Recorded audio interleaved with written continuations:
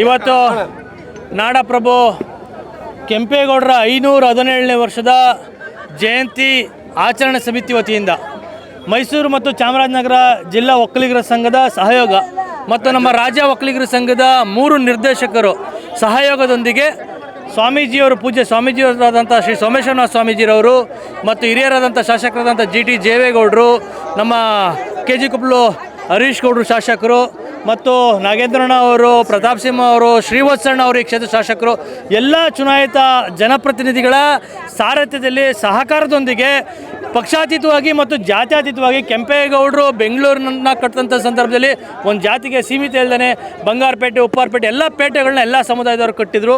ಅಂಥ ಮಹಾನ್ ಆದರ್ಶ ದೊರೆಯನ್ನು ಇವತ್ತು ನಾವು ನಾಡಪ್ರಭುವನ್ನು ಭಾಳ ವಿಜೃಂಭಣೆಯಿಂದ ನಮ್ಮ KG ಕೊಪ್ಪಲ್ ಬಂದಂತಮ್ಮ ದೇವಸ್ಥಾನದಲ್ಲಿ ಪೂಜ್ಯ ಸ್ವಾಮೀಜಿಗಳಂತ ಸೋಮೇಶ್ವರನಾಥ ಸ್ವಾಮೀಜಿಯವರ ದಿವ್ಯ ಸನ್ನಿಧಿಯಲ್ಲಿ ಶಾಸಕರಂತ ಹರೀಶ್ ಗೌಡರು ನೇತೃತ್ವದಲ್ಲಿ ಮತ್ತು ಎಲ್ಲರ ನೇತೃತ್ವದಲ್ಲಿ ಇವತ್ತು ರಥ ಚಾಲನೆಯನ್ನು ಕೊಟ್ಟಿದ್ದೀವಿ.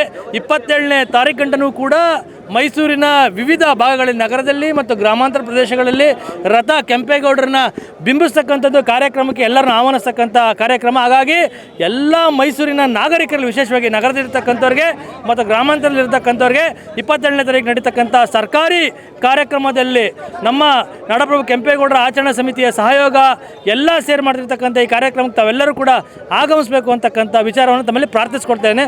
ಜೈ ಹಿಂದ್, ಜೈ ಕರ್ನಾಟಕ, ಜೈ ಶ್ರೀ ಕೆಂಪೇಗೌಡ.